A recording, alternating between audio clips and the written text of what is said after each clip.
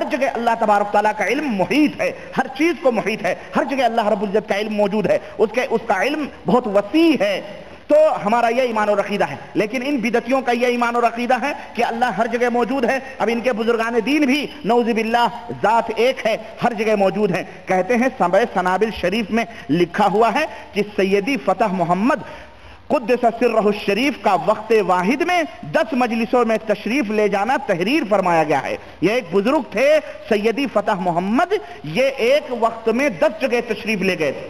ایک وقت میں بولو 10 جگہ تشریف لے گئے تھے۔ انہوں نے تو 10 ہی کی قید لگائی، اوپر تو اعلیٰ حضرت فرماتے ہیں کہ ہزاروں جگہ پر تشریف لے جا سکتے ہیں۔ کہتے ہیں اچھا تشریف کسی نے عرض کیا کہ حضرت نے ایک ہی وقت میں 10 جگہ تشریف لے جانے کا وعدہ فرما لیا ہے، یہ کیسے ہو سکتا ہے کہ آپ ایک ہی وقت میں 10 جگہ تشریف لے جائیں گے، یہ کیسے ہوگا؟ حضرت شیخ سیدی فتح محمد نے فرمایا کرشن کنہیا کافر تھا، کرشن کنہیا کافر تھا اور ایک وقت میں کئی 100 جگہ موجود ہو گیا، تو فتح محمد اگر چند جگہ ایک وقت میں ہو جائے تو اس میں تعجب کی کیا بات؟ دلیل دیکھیں شیطان بھی شرم کھائے اپنے شاگردوں سے۔ کتنے اچھے شاگرد ہیں، کتنے پیارے پیارے میٹھے میٹھے شاگرد ہیں، اپنے بھائیوں کی دلیلیں پیش کر رہے ہیں۔ جب کرشن کنہیا کئی 100 جگہ حاضر ہو سکتا ہے، گویا ان بدعقیدوں کا اور دوسروں کو، یہ تو ہمیں کہتے ہیں یہ وہابی بد مذہب لوگ ہیں، یہ بد مذہبی دیکھو، بے غیرتی کی حد ہو گئی، واقعی حد ہو گئی کہ نہیں ہو گئی؟ حد ہو گئی واقعی، یہ کفر کی حد ہو گئی۔ اب ایک کافر سے تجھے اللہ کا کلام نہ ملا، تجھے نبی کا فرمان نہ ملا، تو ایک کرشن کنہیا کے عقیدے سے اور کرشن کنہیا جیسے کافر سے اپنے بزرگوں کا استدلال کر رہا ہے۔ استغفر اللہ، یہ ہے ننگے اسلام اور یہ ہے ننگے دین و ایمان، جو ننگا ناچ اسلام کا ناچتے ہیں اور اپنے آپ کو لیبل لگایا ہوا ہے۔ کیا لگایا ہوا معلوم ہے؟ اہل سنت والجماعت، سناتن سنی، بالکل پکا مضبوط مہر بند سکہ بند قلعہ بند۔ قرآن و سنت سے ہرگز وہ باتیں ان میں داخل نہیں ہو سکتی۔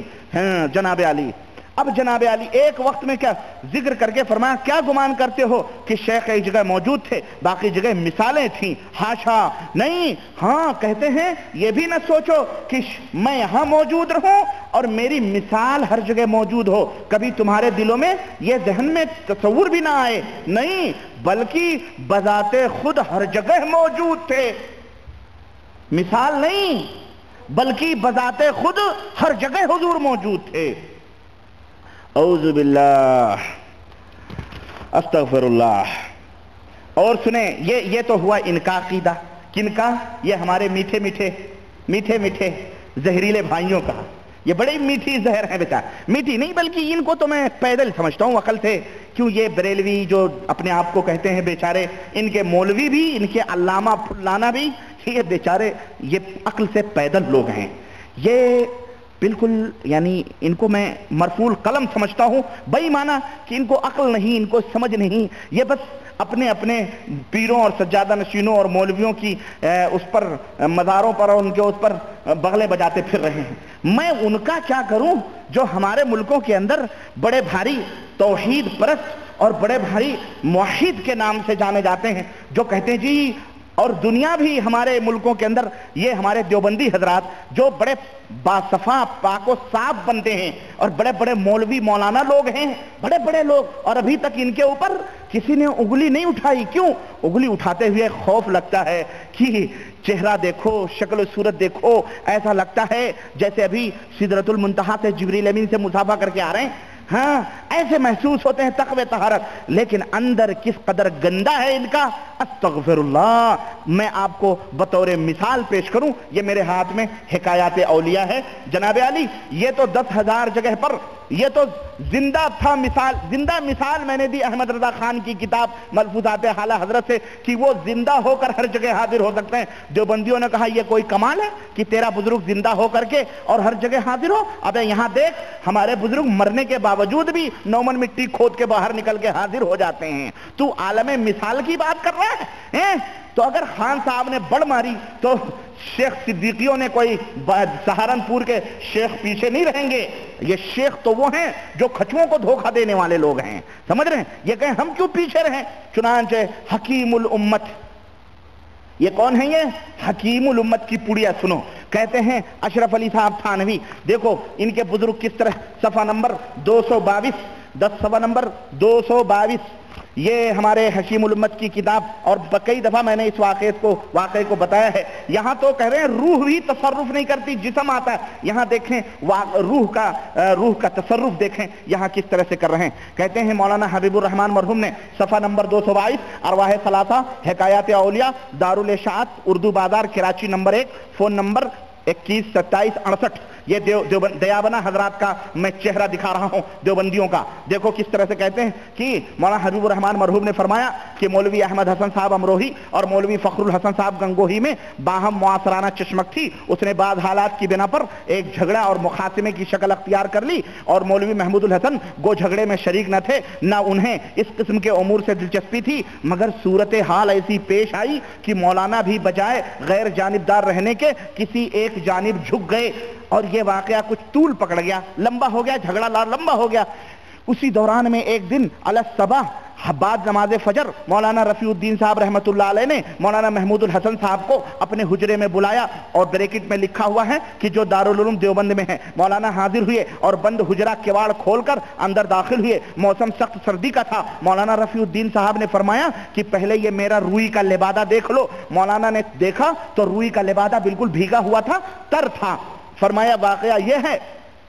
کہنے کے بعد کیا ہے؟ کہنے کے واقعہ یہ ہے کہ ابھی مولانا نانوتوی رحمت اللہ علیہ, یہ مولانا نانوتوی مر چکے ہیں, برسوں گزر چکے ہیں. کہتے ہیں ابھی مولانا نانوتوی رحمت اللہ علیہ جسد عنصری کے ساتھ بالکل جیسے دنیا میں زندہ تھے اسی جسم کے ساتھ میرے پاس تشریف لائے تھے, جس سے میں ایک دم پسینہ پسینہ ہو گیا اور میرا لبادہ تربتر ہو گیا. اور فرمایا کہ محمود الحسن کو کہہ دو کہ وہ اس جھگڑے میں نہ پڑے.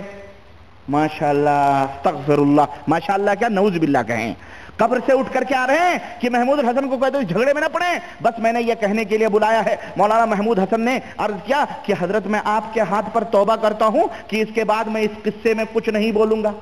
استغفر اللہ. یہ مولانا دیوبند کے ہیں, دیوبند کے بڑے بڑے علماء ہیں یہ, اور ان کے مریدین بہت سارے آج کل کے جو قاسمی وسمی گھوم رہے نا, یہ سب انہی کے چیلے چاپڑ لوگ ہیں.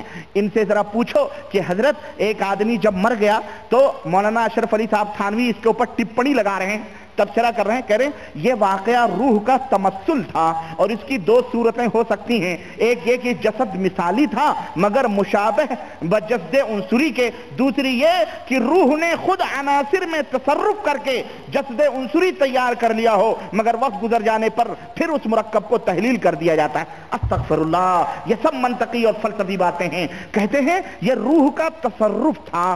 روح میں پوچھنا چاہتا ہوں علماء دیوبند سے اور اپنے یہ جو ہے بیچارے عوام کو جو گمراہ کرتے ہیں توحید اور سنت کا نام لے کر کے, میں ان سے پوچھنا چاہتا ہوں کہ ذرا یہ عقیدہ ذرا تم ملاحظہ کرو. کیا یہ عقیدہ قرآن و سنت سے ثابت ہے؟ کیا صحابہ کرام کا یہ عقیدہ تھا؟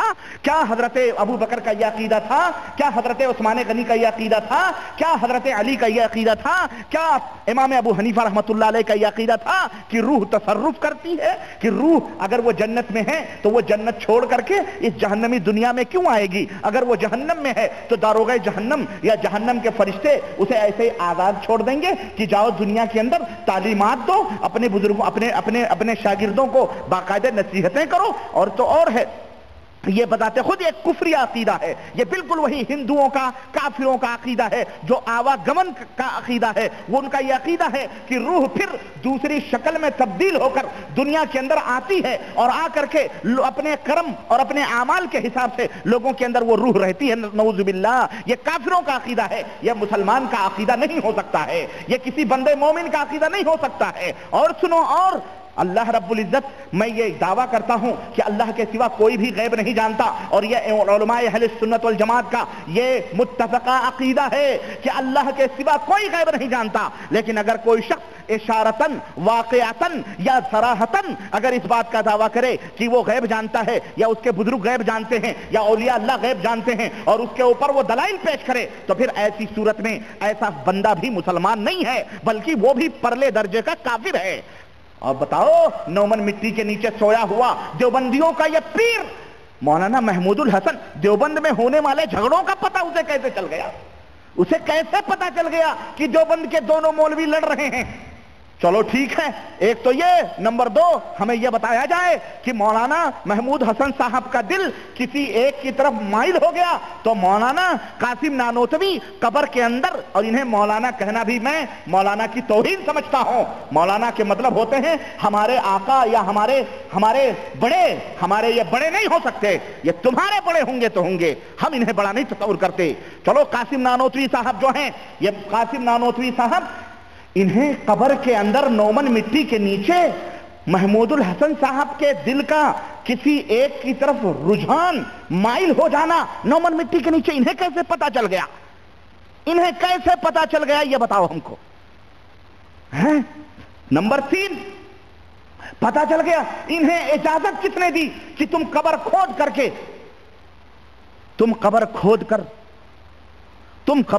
کر باہر نکل کر دیوبند کے اندر آ کر، اور ان حضرت کی یعقوب صاحب جو ہیں، یہ جو جن کا واقعہ بیان کیا جا رہا ہے، یہ جن کا مولانا رفیع الدین صاحب کا، ان سے آ کر کے ان کو کس نے اجازت دی جا کر کے یہ بات بتلاؤ؟ اور دیوبند کے لوگوں، ہم تمہیں چیلنج کرتے ہیں، آؤ ہم تمہیں عقل کی بات کریں۔ اگر قاسم نانوتوی رفیع الدین صاحب کے کمرے میں آ سکتے تھے تو ہمیں بتایا جائے کہ محمود الحسن صاحب گنگوہی کے کمرے میں جاتے ہوئے انہیں کیوں ڈر لگتا تھا؟ جس سے واقعہ ہے انہی کے پاس جانا چاہیے تھا کہ ڈائریکٹ ان کو یہ بات بتلا دی جائے۔ لیکن تم جتنا بھی گپ چھوڑو، تم جتنا بھی جھوٹ بولو، تمہاری مکاریاں، تمہارے کذب، تمہارے جھوٹ اللہ تعالیٰ کہیں نہ کہیں کھول دیتا ہے۔ جنگل میں مور ناچا کس نے دیکھا؟ جب تک رفیع الدین کو پتا نہ چلے تب دنیا کو کیسے پتا چلے گا کہ مولانا نومن مٹی اٹھا کر کے آئے تھے؟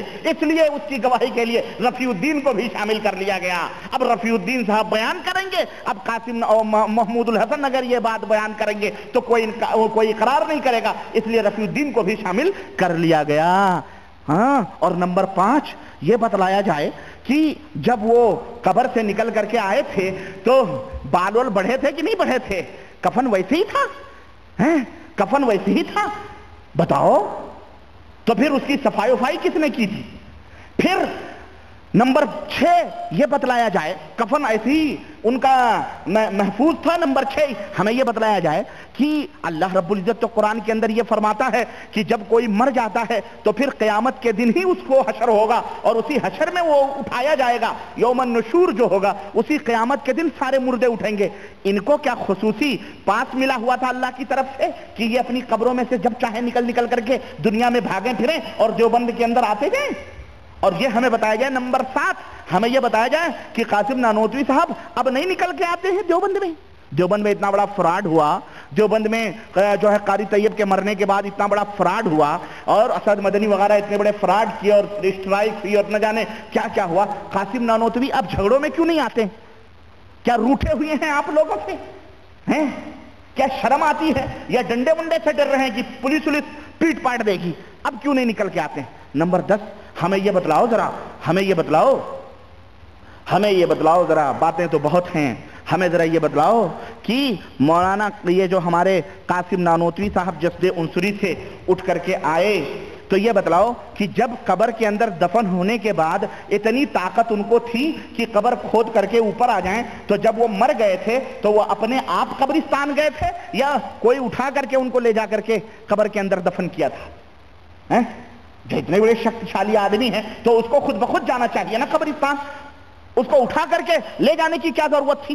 لیکن دعوت تو یہ کرتے ہیں کہ جناب علی محدث تھے، بہت بڑے علامہ تھے، لیکن یہ تمام سب عقیدے جو فاسد عقیدے اس طرف، اور یہی نہیں صرف ان کے عقیدے ہی کا پتہ نہیں چل رہا، اس میں مولانا اشرف علی بھی کا بھی عقیدہ پتہ چل رہا ہے، رفیع الدین کے بھی عقیدے کا پتہ چل رہا ہے، اور جو مولوی تھے ان کے بھی عقیدے کا پتہ چل رہا ہے، اور اس کے اندر مولانا محمود حسن جو مفسر قرآن مانے جاتے ہیں ان کی بھی بدعقیدگی کا پتہ چلتا ہے۔ پتہ یہ چلا کہ عامے کے عامے پورے کے پورے کالے ہیں، اور یہ بدعقیدہ لوگوں کی ایک ٹولی ہے اور جماعت ہے جس نے ہندوستان کے اندر یہ مکروہ چہرے چھپا کر اور پاکستان اور بنگلہ دیش کے اندر دنیا کو گمراہ کرنے کا انہوں نے بیڑا اٹھایا ہوا ہے۔ اللہ رب العزت ان سے ہمیں محفوظ رکھے۔ 294 کے اندر میں ایک اور میں واقعہ آپ کو بتاؤں کہ مرنے کے بعد بھی کہتے ہیں کہ قبروں کے اندر مرنے کے بعد بھی کرامات کا ظہور ہوتا ہے، مرنے کے بعد میں کرامتوں کا ظہور